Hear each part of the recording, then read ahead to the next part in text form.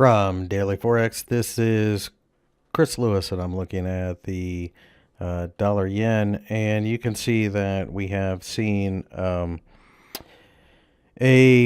initial rally in the dollar, but same resistance area has come into play. I think we're probably going to drift lower from here as the uptrend line underneath should continue to cause support.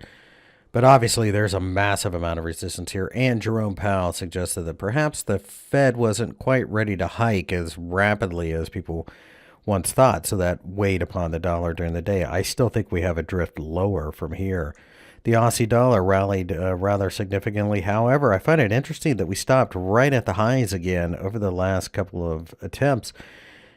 Perhaps we're paying attention to the U.S.-Chinese situation a little more now that this Federal Reserve talk is out of the way, and it looks like we could perhaps pull back just to stay in this consolidation.